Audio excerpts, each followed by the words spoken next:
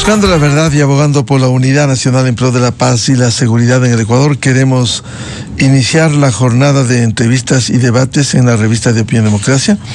En primer término, la bienvenida al asambleísta Adrián Castro de ADN.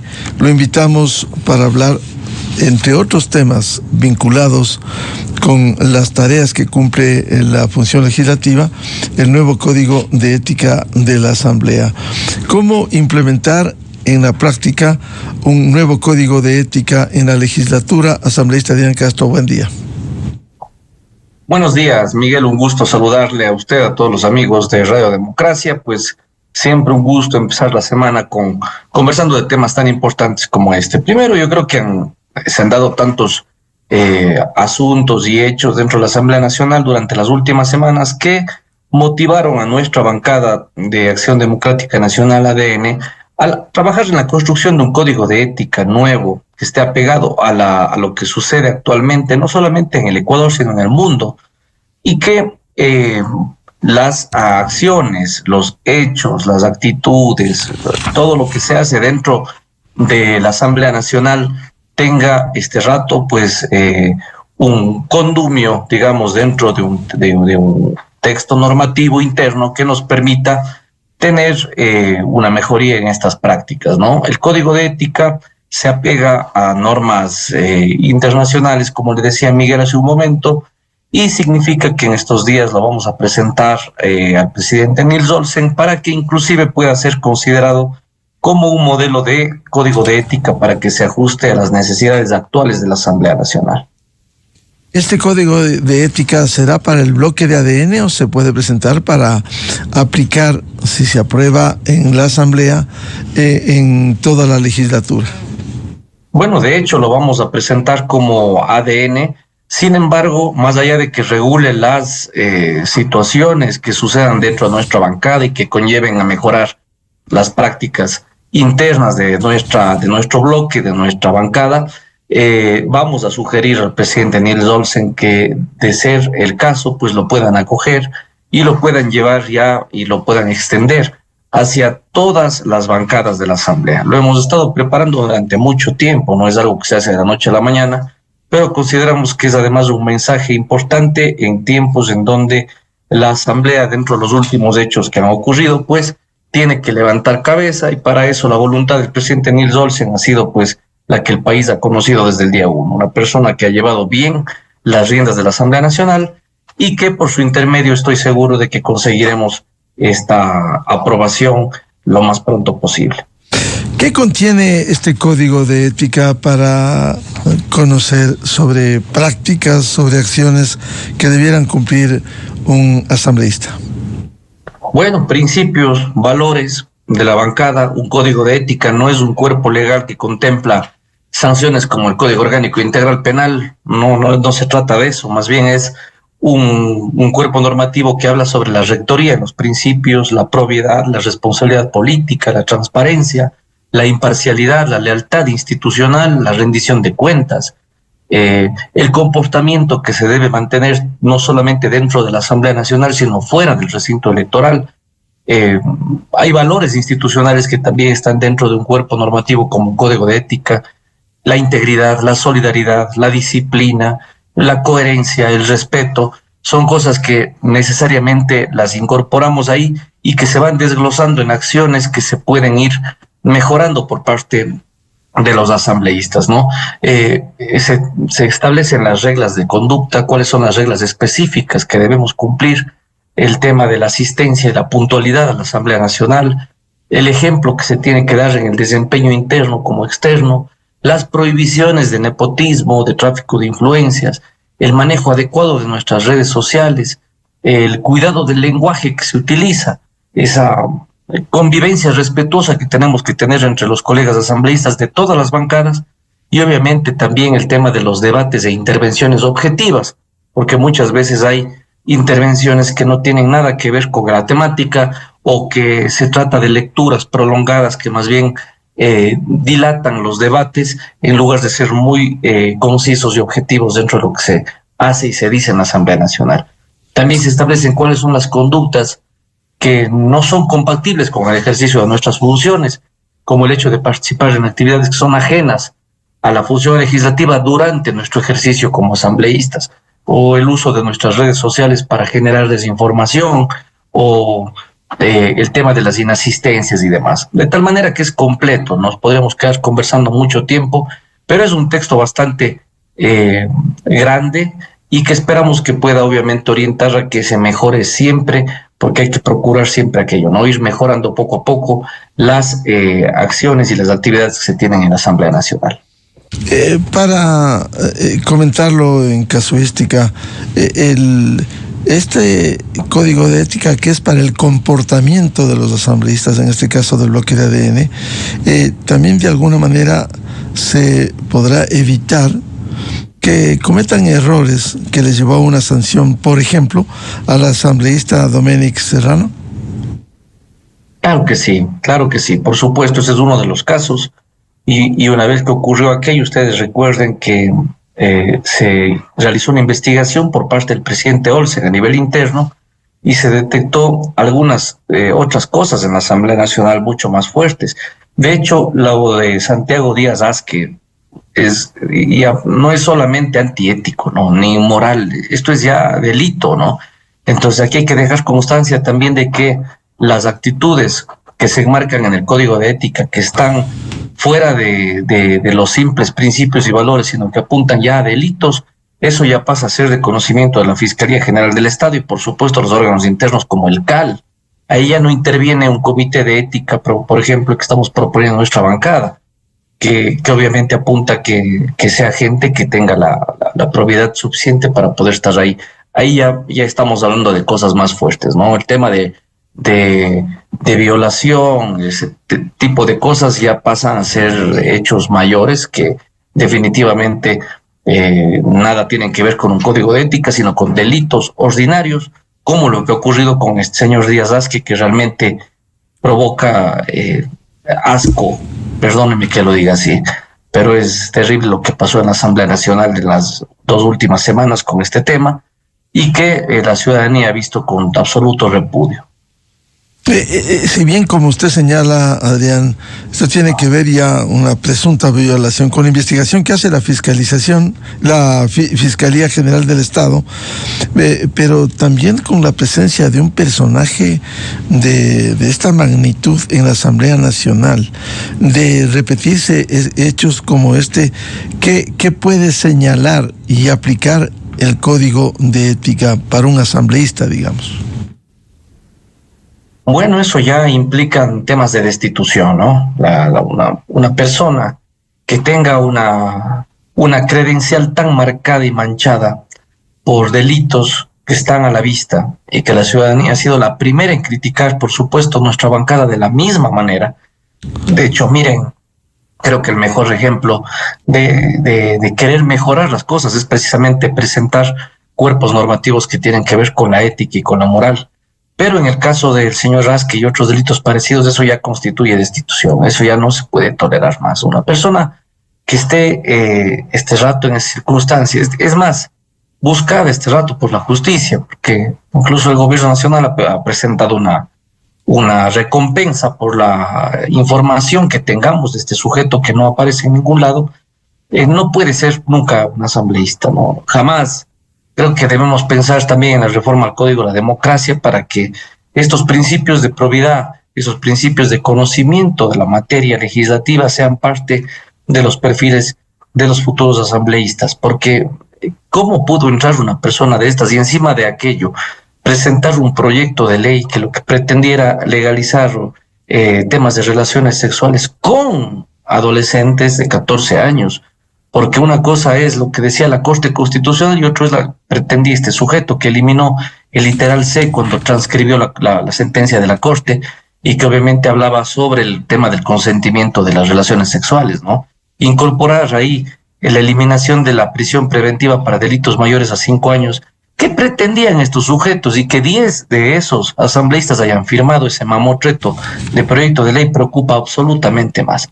Después van a decir que ellos sí leen los proyectos, que son los perfectos. No, ahí está la muestra más terrible de la podredumbre en que puede convertirse un grupo de asambleístas cuando firman documentos o proyectos de leyes de esta naturaleza.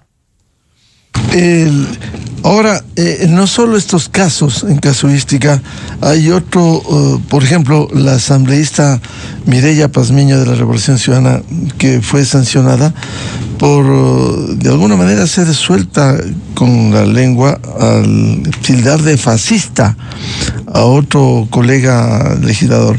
Todo eso, el Código de Ética pudiera dignificar y poner a la altura los debates en donde se debatan temas de interés para el país y no solo acusaciones con términos peyorativos y subjetivos como se ha planteado. Totalmente. Eso es parte de lo que plantea este cuerpo normativo, que es mejorar esa convivencia dentro de la Asamblea Nacional, evitar este tipo de epítetos o calumnias en otros casos, ¿no?, que se pueden dar dentro de la Asamblea Nacional producto de la desinformación en los debates, desinformación en la forma de expresarse por parte de los colegas, y eso está dentro de un capítulo del Código de Ética que se ha planteado por parte de ADN dentro de la Asamblea Nacional y que ojalá, insisto nuevamente, el presidente lo pueda trasladar y generar más bien como un código de ética actualizado a la época. Recuerden ustedes que el último código de ética fue elaborado hace más de 10 años, me parece, mucho más. Entonces no tiene nada que ver con las realidades actuales, el tema de redes sociales, inteligencia artificial y muchas más cosas que se dan hoy en día. Pero estamos contentos porque se ha trabajado en algo que posiblemente en los próximos días, esta misma semana, se pueda aprobar. Y estos principios y valores que probablemente la gente veía desde afuera pues muy mal dentro de la Asamblea Nacional empiecen a reconstituirse, a recomponerse. Esa es la idea de este cuerpo normativo. Ahora, otro hecho importante tiene que ver con la aplicación. La dinámica de este código, los plazos, cuándo se presenta, en qué condiciones, qué es lo que se aspira. Bueno, se conforma un comité de ética a nivel de nuestra bancada, no solamente la comisión de ética que ya existe dentro de la Asamblea Nacional, ese es otro estamento. Nuestro comité de ética es sumamente preventivo, además, porque se pueden conocer acciones, recomendaciones antes de, existe un tribunal que revisa estas situaciones, puede generar incluso una suerte de mediación si se tratara de conflicto entre dos colegas, por ejemplo, es decir, previene situaciones que de hacerse públicos en su momento, como por ejemplo discusiones internas o situaciones que no tienen nada que ver con delitos, ni mucho menos, se puedan corregir, se puedan de alguna manera todas estas reglas del juego ser conocidas por todos los colegas y evitar que situaciones se puedan dar hacia afuera, que se pueda ver mal ante la ciudadanía. Prevenir, no solamente se trata de corregir las situaciones a través de las sanciones internas que existen dentro de la bancada, sino además de prevenir, que para mí es lo más importante del Código de Ética, ¿no? El seguimiento y el reconocimiento ético que pueden hacerse también a los colegas es importante, porque también aquellas situaciones o actuaciones de los colegas que en cambio hablen bien de la bancada, que hagan quedar bien a la Asamblea Nacional, tienen que ser también reconocidas por parte de este bloque legislativo. No solamente es el prevenir y más, sino además reconocer comportamientos éticos ejemplares que podrían ser bien puestos a la práctica, no solamente por este asambleísta, sino por todos los demás, ¿no? Entonces es importante ponerlo ya en práctica. Ojalá que en los siguientes días se pueda ya aprobar y estaremos nuevamente con ustedes pues dándoles a conocer cuál ha sido el desenlace de la aprobación y ojalá que se lo pueda llevar también al resto de bancadas. Es decir, en este momento todavía es un proyecto de nuevo Código de Ética, ha sido concluido. ¿Y cuándo será presentado para el debate, para la aprobación? Máximo hasta el día de mañana, hasta el día martes, estaría presentado este cuerpo normativo por parte de nuestra bancada. Esperamos hacerlo en las horas de la mañana. Ya la presidenta de la bancada sabrá encontrar la hora exacta, pero el día de mañana estaremos haciéndolo. Muy bien, vamos a ir a una pausa, una cadena oficial, y luego retomamos el diálogo con el asambleísta Adrián Castro de ADN. Quiero dejar planteada una inquietud sobre, además de este nuevo código de ética en la Asamblea, los desafíos que tiene la legislatura, tanto en legislación cuanto en fiscalización, en estos días a desarrollar, y de manera especial esta semana. A continuación, XFM se une a una cadena nacional. ¡Mata los nombres completos! ¡Habla fuerte! Adolfo Macías, alias Fito, fue capturado el 25 de junio en Manabí y ya fue extraditado a Estados Unidos. Este hecho representa un golpe a las mafias y confirma que bajo el gobierno de Daniel Noboa, el crimen no tiene tregua. Cero tolerancia para los que buscan robar la paz y tranquilidad de los ecuatorianos. Más de 2.000 militares y 2.500 policías se trasladaron a Manabí con el objetivo de frenar la violencia en toda la provincia. Gracias al despliegue estratégico del bloque de seguridad en todo el territorio manabita y acciones coordinadas como control de armas, patrullajes a pie y motorizados en vías de acceso, puertos, barrios y en zonas comerciales, operaciones de inteligencia militar, incautación de explosivos y armas, se ha logrado recuperar el control de las calles para proteger a la población y desarticular estructuras criminales. Tormenta 33 se ha desarrollado con total éxito, teniendo como resultados 2 menores aprehendidos capturados en delito flagrante. En Durán, el bloque de seguridad desplegó su contingente en un operativo contra las bandas que operan en el cantón de Guayas. Durante las acciones de defensa, se logró capturar a 2 delincuentes mientras extorsionaban a los duraneños. Al final del operativo, se incautaron 6 armas de fuego, municiones y ropa militar. Vamos a recuperar la paz, vamos a tener un Durán positivo. En el cantón Tena, se ejecutó una operación en zona selvática. La intervención fue liderada por el bloque de seguridad, conformado por fuerzas militares y policiales. El objetivo, frenar la expansión de mafias dedicadas a la minería ilegal. Durante el operativo, se destruyó un campamento improvisado, se inutilizó maquinaria pesada y motobombas. Este golpe directo debilita la estructura logística de estas organizaciones. Proteger el territorio es clave para frenar el daño ambiental y recuperar la seguridad en zonas vulnerables. Este es el camino del nuevo Ecuador. Un Ecuador que defiende la esperanza, defiende nuestro futuro y nuestra libertad. El nuevo Ecuador. Esta fue una cadena nacional. La revista de opinión Democracia, buscando la verdad en todas partes.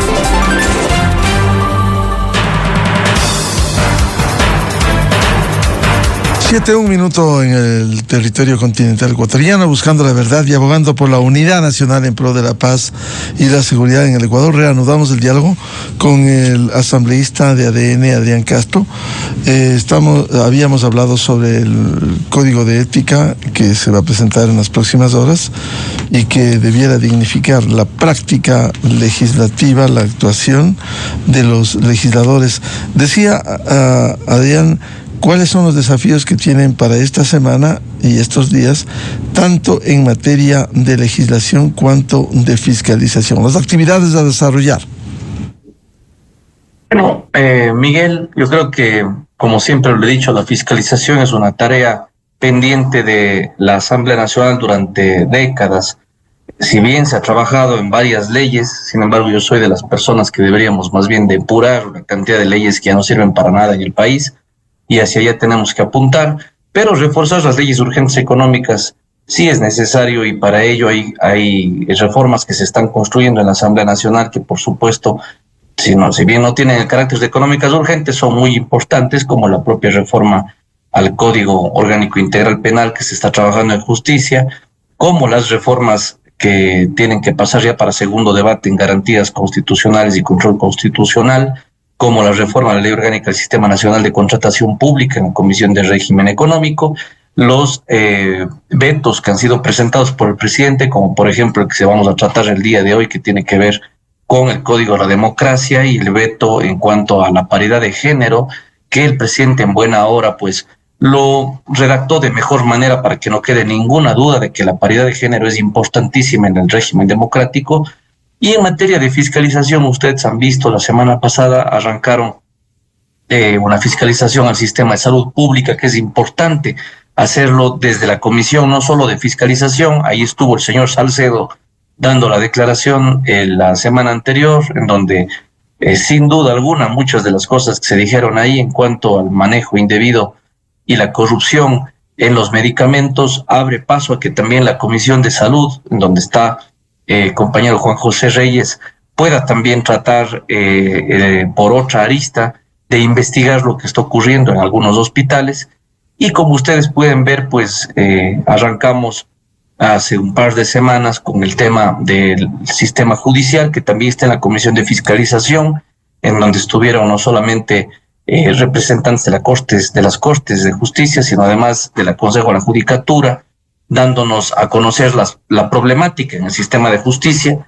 Nuestro caso particular, poníamos el ejemplo de la SUAY, en donde hemos conseguido la destitución ya de un juez, otro está suspendido en cuanto al manejo de las garantías penitenciarias, liberadores de peligrosísimos asesinos, violadores, que a Dios gracias ya no están en el sistema judicial en este momento, y que es parte de las acciones que como bancada nos hemos propuesto y el trabajo que cada uno de nosotros hace en nuestras provincias. En ese sentido, ustedes seguirán trabajando también en territorio para interactuar entre las demandas ciudadanas y la atención prioritaria que debe dar la Asamblea. Totalmente. Ese es el último ejemplo que le ponía. Nosotros desarrollamos nuestra tarea enmarcada en las líneas generales que tenemos de acción dentro de la bancada, pero aterrizándolas dentro de cada uno de nuestros territorios, en caso en la provincia de la SUAY, en donde, insisto nuevamente, hemos podido apoyarle a nuestra justicia suaya, desvinculando a 2 jueces corruptos, cómplices de la delincuencia, que gracias a nuestra acción de denuncia en el mes de diciembre del 2024, hoy con resultados están fuera del sistema judicial. Uno de ellos ya está procesado este rato por el delito de prevaricato. Ojalá que le responda a la justicia y que se vaya preso, porque este sinvergüenza, solo uno de ellos había liberado a 28 delincuentes peligrosísimos dentro de este país. El otro igual, porque entre los dos, en apenas 2 años, eran 44 delincuentes. Imagínense si fiscalizábamos más tiempo, ¿cuántos habrán liberado, no? Pero finalmente la justicia tarda, pero llega, como suelo decir yo, y no he perdido la fe, porque estas acciones nos demuestran que cuando la Asamblea Nacional, cuando cada uno de los asambleístas hace un trabajo en cada provincia, revisando los casos en cada provincia, podemos ayudarle al gobierno nacional también a depurar el sistema judicial que tanto daño le hace al país y que se ha convertido en esa puerta giratoria en donde hoy los detienes y mañana los liberan. Asambleísta Adrián Castro, y en materia de fiscalización, que también es fundamental, una tarea a cumplir por la Asamblea Nacional. El sistema de salud pública, después de la seguridad, es lo fundamental. Primero seguridad, luego salud pública y luego lo demás. En la salud pública ha habido un manoseo, un saqueo institucional durante años del tema medicamentos. De hecho, hicieron hasta negociados. El señor Salcedo dio parte de su versión, era precisamente de ese latrocinio que existe en los hospitales en cuanto a la medicación y direccionamiento a ciertos proveedores que son los suertudos, que yo siempre he dicho que han estado alrededor de la mercantilización del sistema de salud pública, en donde a costa de la salud de los pacientes, a costa del buen trato que deben tener los afiliados, han hecho un manejo terrible de la salud que hoy nos tiene en circunstancias en donde el nuevo director del IES, por ejemplo, se encuentra tomando cartas durísimas en el asunto y preparando dentro de la Ley de Integridad Pública esa transitoria que le va a permitir al CERCOP también revisar el catálogo dinámico de medicamentos, en donde también es extraño que existan proveedores únicos cuando podrían haber muchos más proveedores y mejorar los precios para la compra del Estado ecuatoriano de medicamentos y que finalmente son entregados de forma gratuita a sus afiliados. Todo eso es parte de la fiscalización que se viene en este momento dentro de la Asamblea Nacional. Así que vamos con salud pública, que es un eje enorme, lo suficientemente grande, y posteriormente a ello entiendo que hay otros temas que en su momento ya los daremos a conocer. Bien, y en agenda, ¿qué tienen en este momento? Porque ha habido muchas comparecencias, especialmente a la Comisión de Fiscalización, que permiten ir esclareciendo temas en diferentes campos. El tema de la seguridad, precisamente lo de Daniel Salcedo fue de alguna manera importante para conocer los hechos que el país necesita saber. Así es. También el compañero Ferdinand Álvarez, presidente de la comisión, le ha invitado a que comparezca y colabore con la justicia al señor Javier Jordán. Esperemos a ver qué pasa esta semana con esa comparecencia. Porque ya compareció Salcedo, se mencionó hay otros personajes tristes de nuestra historia y dentro de la corrupción que se dio en este tema. Y ojalá que acuda y colabore con la justicia, que colabore con la comisión de fiscalización. Esta misma semana fue convocado por parte del compañero Ferdinand Álvarez. Por cierto, Daniel Salcedo, quien tiene sentencias condenatorias y está en la cárcel, compareció con las debidas seguridades personalmente a la comisión. El caso del señor Javier Jordán, que es un prófugo de la justicia ecuatoriana también, es fácil desde una versión telemática participar y decir cualquier cosa.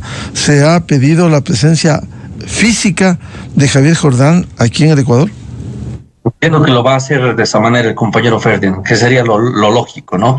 Así como fue Salcedo, que el señor Jordán también vaya de manera física y le responda al país, le dé todos los elementos que tenga el presidente de la Comisión de Fiscalización y de paso cumpla con lo que dice la ley.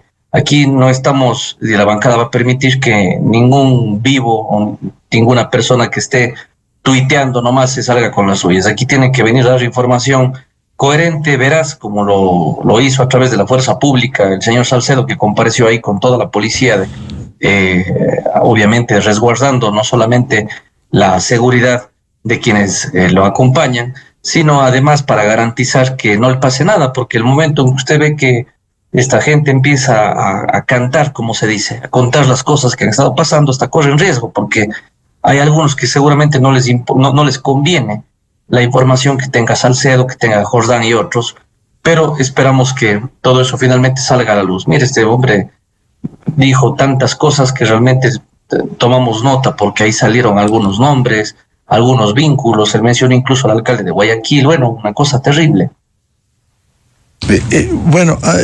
Solo para precisar, por cierto, esta es una tarea de fiscalización política, porque en el ámbito penal la Fiscalía General realiza las investigaciones penales. En este caso, es una contribución para dictámenes políticos de la Asamblea para combatir los actos de corrupción e identificar a personajes vinculados a la corrupción. Correcto, tal y como usted lo dice, mi querido Miguel, es un trabajo de investigación política, pero que finalmente suele terminar también con elementos, dadas las declaraciones que se dan, con elementos de índole penal, que luego, una vez que se concluye con el análisis político de parte de la fiscalización en la Asamblea, se derivan a la Fiscalía General del Estado, porque hay cosas que probablemente no estuvieron incorporadas en los expedientes de investigación penal y que la Asamblea contribuye también dentro de la investigación interna. Bien, al asambleísta Adrián Castro de ADN, gracias por comparecer a la revista de Opinión Democracia, temas de interés. Empezamos con el código de ética que se requiere en la Asamblea Nacional para las buenas prácticas legislativas y también para responder a las demandas del país. Adrián, muy amable por atender a la revista de Opinión Democracia. Gracias, Miguel. Siempre un placer conversar con usted y con los amigos de Democracia. Que tenga una linda mañana y un excelente inicio de semana. Muchas gracias, muy buen día. 7:12 en el territorio continental ecuatoriano. Vamos a una pausa y luego Buscando la Verdad.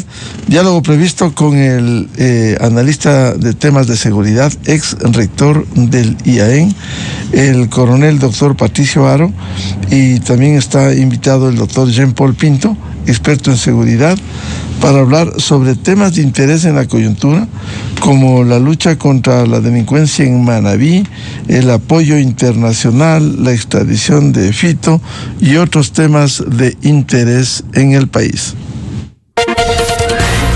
Desde 1984 con Gonzalo Rosero. La revista de Opinión Democracia. Siempre líderes, siempre confiables. Enseguida regresa Miguel Rivadeneira.